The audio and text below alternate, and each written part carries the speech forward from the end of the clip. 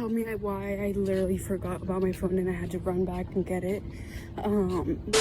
Hello, if you're new here, my name is Alitzi and this is my channel. On this channel we're basically talk about spirituality, healing, the process of healing, and learning how to live an abundant lifestyle and getting to that point of living the abundant lifestyle that I create for myself, and how you can create for yourself as well. Don't mind the fan, it's literally like right here because it's like scorching hot, and I just got out the shower and I had my candle on, so yeah. But getting into today's lovely divine video, I'm gonna be talking about two books specifically that I have read that have helped me grow so much emotionally. Basically there's like different stages of it, of like becoming aware of where I was at emotionally, how I handled certain situations, how I expressed myself emotionally, and where I was letting people manipulate me emotionally and mentally. And there's different stuff that go into manipulation alone, but and reading these books and being like, whoa, like after reading these books it completely like switched my perspective on how I was handling where I was at emotionally, if that makes sense. And I was talking about emotionally specific because I feel like the root of why we do everything that we do is because of where we're at in our emotional state of being in that current moment or in that current season or mindset, if that makes sense. I feel like everything just really comes down to the way that we feel in that current moment. Sorry if it's like crooked. Whether you know how you feel and how to handle it, or whether you don't know at all and you just kind of let things bypass you, which can happen a lot within manipulation. Starting with the first book that I want to show you guys, it's called Gaslighting, a step-by-step recovery guide to heal from emotional abuse and build healthy relationships by Deborah Vinall. It looks like this, and I found it on Amazon. This book specifically, obviously it literally says to heal from emotional abuse and build healthy relationships. This is the first book that I ever read that helped me so much to heal and be aware of where I was at emotionally, and where I was allowing people to cross boundaries that I didn't even know I wanted to put boundaries on. I'll go into it a little bit. So like this, it has exercises in the book, specifically like exercise 1, identifying patterns that have developed in your relationship with manipulators or with people overall in general in your life, like same patterns that you see in same people and the way that they act and things that they say. And basically what I did is I took little post-it notes and put them in that paper and then worked through everything that kept coming up. I'm gonna read chapter 2, page 15, just so you guys can kind of like get an overview of kind of what this book is about. There's like manipulation, and then it's like the different types of manipulators, and literally, wow, it literally just changed my whole perspective because I was raised by a manipulative parent, emotionally, verbally, physically, like overall just manipulative and abusive.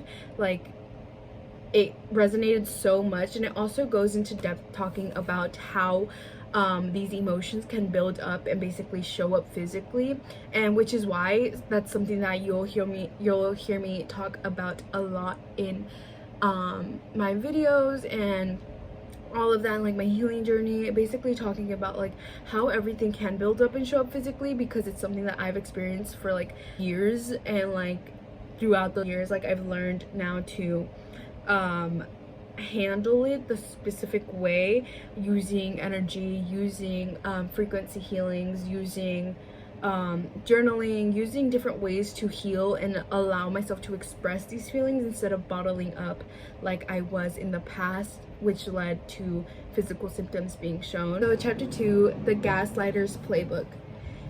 In this chapter, we'll examine typical gaslighter patterns and behaviors. As you read, it may be helpful to keep a journal nearby to record any insight, reactions, or reflections on how these behaviors relate to your own experience. Allow yourself to observe and absorb both the factual information and your internal response. Such dual awareness is crucial to full integration and inner healing. Why do they do this? Gaslighting is fundamentally a manipulative behavior. People manipulate because they want to win or achieve their objective more than they value the personhood of others. Many people manipulate out of insecurity. Their objective may at its core be good, but they lack the confidence or social skills to assert their needs and wants to grow relationships in healthy ways. Their fear of abandonment or of being unloved overshadows the embrace of healthy relationship patterns. Some people gaslight out of an excessive felt need to get their way, attempting to fill self-esteem needs by dominating others. They may be so focused on image that they are willing to manipulate others into being in a relationship with them because they can't accept rejection or the optics of being alone. They lack the courage to be vulnerable and risk rejection, so they pursue control instead. Some care only about personal objectives and fail to see others as independent beings. Such dynamics are glaring warning signs of a toxic relationship. And then it goes on to a bunch of other subheadings: manipulative behaviors, lying, exaggerating, or representing the truth, harmful comparisons, and undermining your accomplishments. And then what I also really love about this book, because I'm such a example person, it gives little storylines on how people are using these tactics. So I'll just read one. Page 17 says, making harmful comparisons and undermining your accomplishments. Every time Quentin shared news of a recent accomplishment with his mother, the conversation turned immediately to something his brother had done. The same thing happened when he shared vulnerable feelings. His mother always responded with examples of how much harder his brother had it. She never denied his stories. She simply moved on, shifting attention. Quentin found himself resenting his brother with a boiling anger that he guiltily tried to suppress. He wondered whether he had any right to feel bad at all, and whether his accomplishments were truly worthy of celebration. Gaslighters may undermine your accomplishments by comparing them to something purportedly greater, minimizing their significance, or shifting attention away. Narcissistic gaslighters compulsively turn attention back towards themselves by performing, bragging, or storytelling in such a way to highlight some aspects of their self-perceived greatness, or at times their misfortune. Such control of the narrative allows the gaslighter to maintain the upper hand in the covert power game. You are left continually desiring more of the gaslighter's attention and affirmation, a prize marginalizingly near, yet constantly such out of reach. Your need for their affirmation feeds the gaslighter's ego and keeps the ball in their court. As long as you don't yet have what you so desire, you will keep coming back for more, or so they assume. And then it also goes into how they talk about others, and how they talk about you in front of others, and just different ways that they can not only manipulate you, but manipulate people around you, or manipulate people that can have some sort of outside connection with you. They'll talk about you in such a specific way that can get your friends to view you a certain type of way. And I realize now that a lot of people actually do this, and which leads me into the next book that has helped me develop and grow emotionally, and basically mature a lot more emotionally and mentally, on being aware on how people are treating me, and who I am allowing around me, and with the type of people that I make connections with. The 4 agreements. Oh my gosh, and I'm obviously not the first person to talk about this, but wow.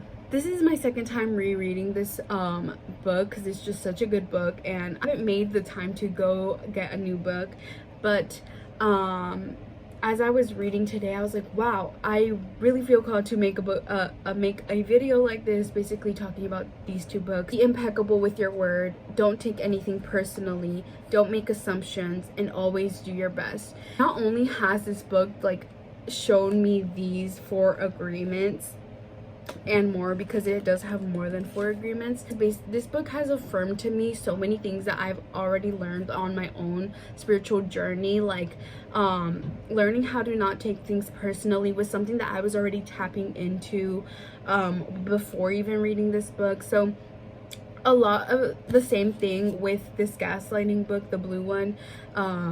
It was also something that was just really affirming to me on basically what was going on in my household and the people around me, and like how people were treating me. Like really helpful in basically affirming my own emotions. And within being manipulated, this book also talks about how when you are used to being manipulated, one of the like after effects of when you're used to that is like questioning your own emotions and your own feelings, and basically like doubting your own truth and how you feel, because you were so used to, or you could get so used to constantly trying to seek this validation from the people who are manipulating you, because they basically make you feel like they're the ones that know you better than you know yourself.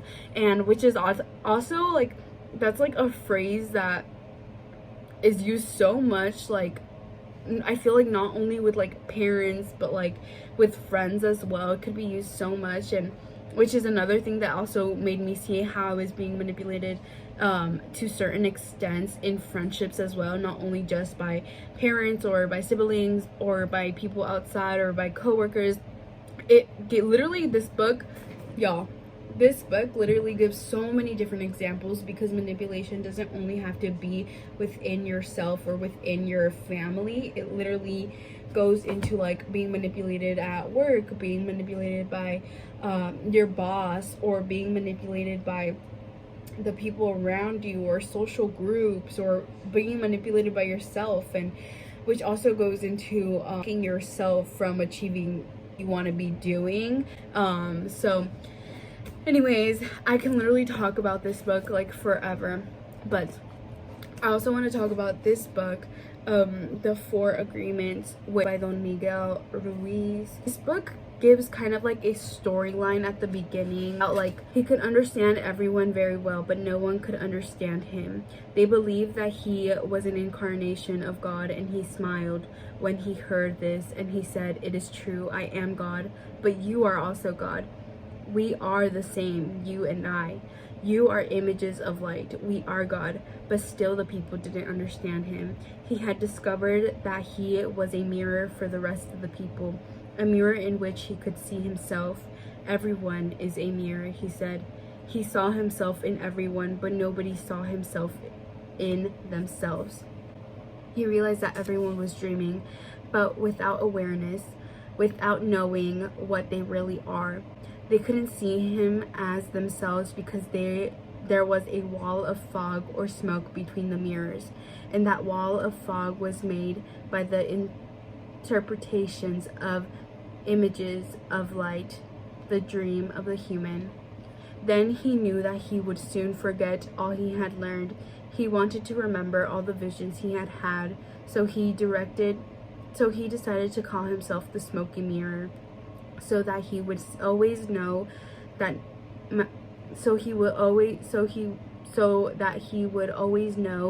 matter is a mirror, and the smoke in between is what keeps us from knowing what we are. He said, "I am the smoky mirror because I am looking at myself in all of you. But we don't recognize each other because of the smoke in between us. The smoke is the dream, the life, and the mirror is you, the dreamer."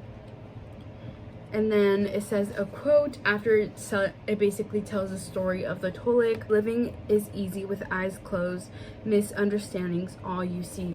And basically the intro talks about how this person, and this book is like this guy, discovers what we really are. when we no longer live in the constructive world that we live in now, and basically like how everything that is around us is not even basically real because it's something that we've created. That is why there's certain people that are awake, and that's why there's certain people that aren't awake.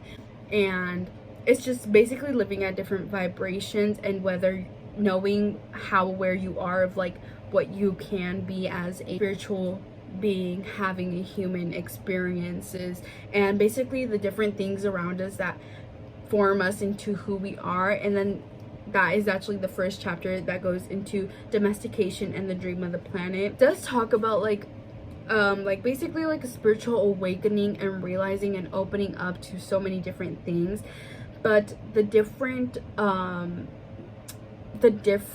agreements are literally what opened me up to how I've handled myself emotionally and why I've reacted the way I've reacted to certain specific things in my own personal life, and how using these things I probably could have minimized so much of it, but like I said, a lot of this was just for me in the moment of time when I did get these books.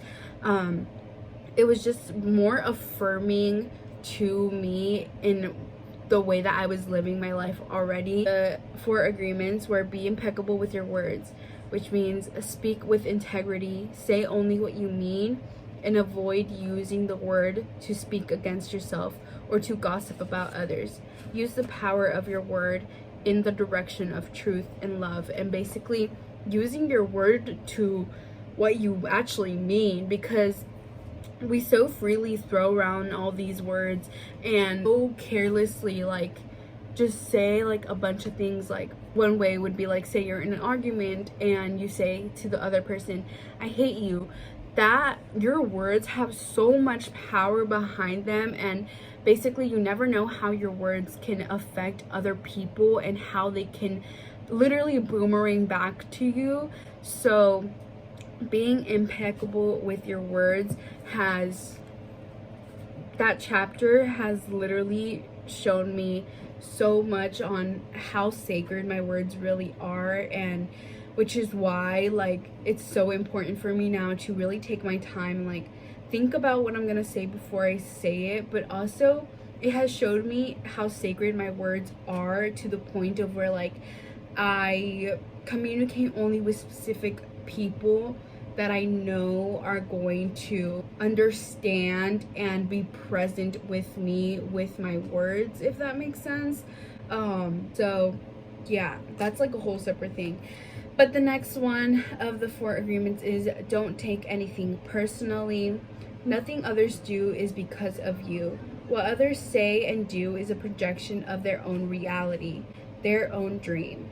When you are immune to the opinions and actions of others, you won't be the victim to needless suffering. This one, oh my gosh, when I tell you guys, I used to be the queen of taking everything personally. One specific story that I would like to share with you guys is my parent. Basically, my parent was still seeing this person that was really abusive and really manipulative and literally just abusive overall, just not a good person from my perspective, right? Because this was just how I see this person based off my own conditioning.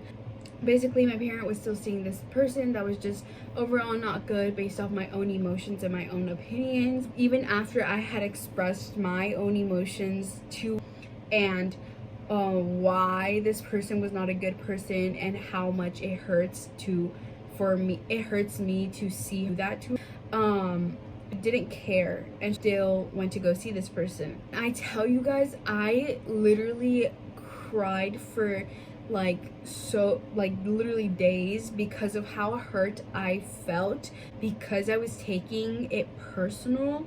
It made me really see how much of this was like it wasn't towards me. Like, I'm going to see this person to purposely hurt me, but I was going to see this person because I had emotional attachments to this person. Had I been manipulated to literally feel validated from this person, like as a child, I was basically chasing my parent to continuously meet my expectations when they had continuously shown me that they can't, and leading me to taking everything that I did personally. That point, I had been like, everything you do literally hurts me emotionally, and it sucks that you can't even see that. And not only was my parent like manipulative and like selfish and all these other things that I could label them as, but at the end of the day, they're simply a human being that has gone through their own experiences. So at the same time, it's like nowhere in my power, nowhere in my place to even be able to put this emotional burden or this emotional poison on my parent, because it had nothing to do with me. So back to this actual quote: don't take anything personally. Nothing others do is because of you. My parent wasn't going to see this person because they wanted to hurt me.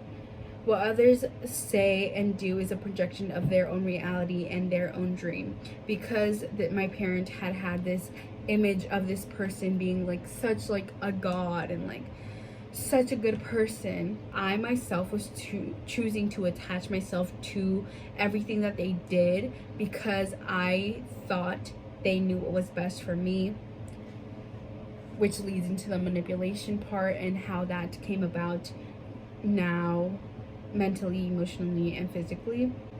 So the next one, when you are immune to the opinions and actions of others, you won't be the victim to needless suffering, which leads me to what was happening within me. I was literally causing my own suffering because I was choosing to attach myself to a situation that had nothing to do with me, literally. So and there's many different other things that go into that whole situation, but I obviously won't get into it.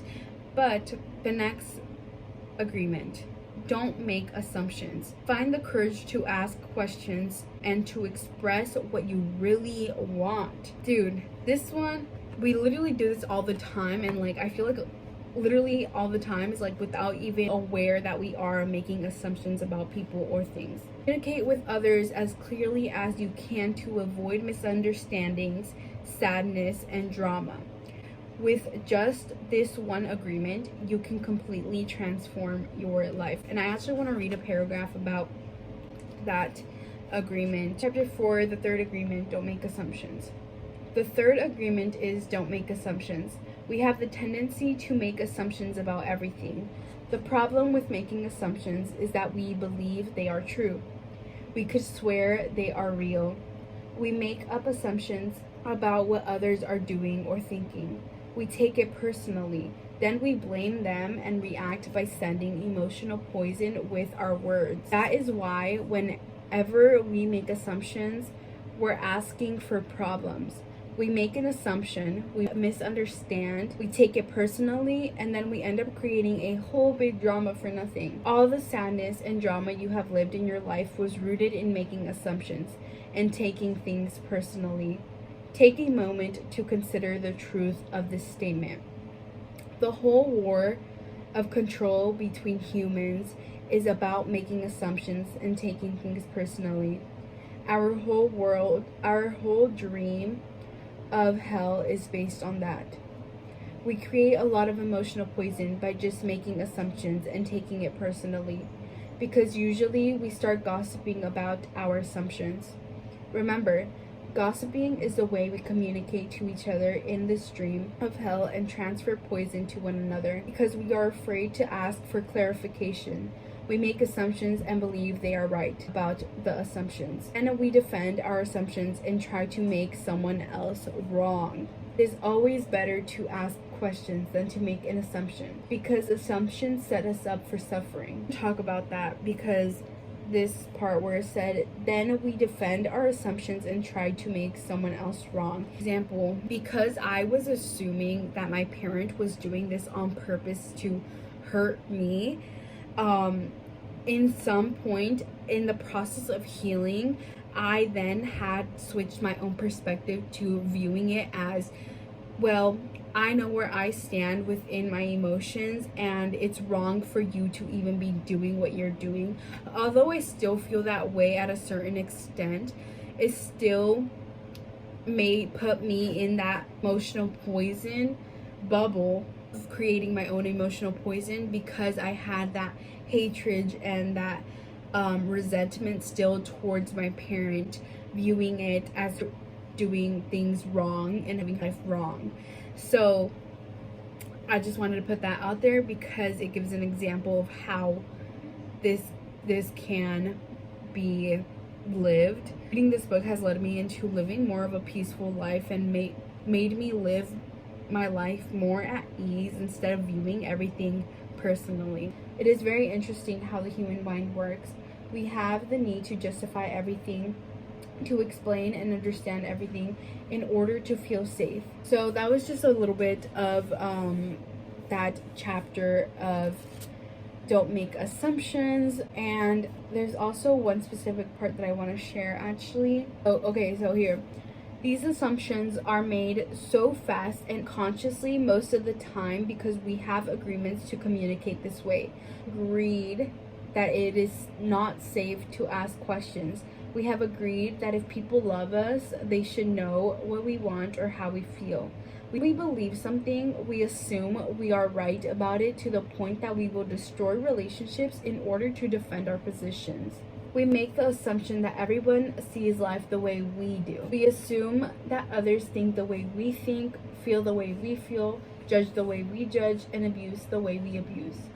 This is the biggest assumption that humans make. This is why we have a fear of being ourselves around others, because we think everyone else will judge us, victimize us, abuse us, and blame us as we do ourselves. So even before others have a chance to reject us, we have already rejected ourselves. That is the way human mind works. Without making assumptions, your word becomes impeccable. With clear communication, all of your relationships will change, not only with your partner, but with everybody else. You won't need to make assumptions because everything becomes so clear. This is what I want. This is what you want.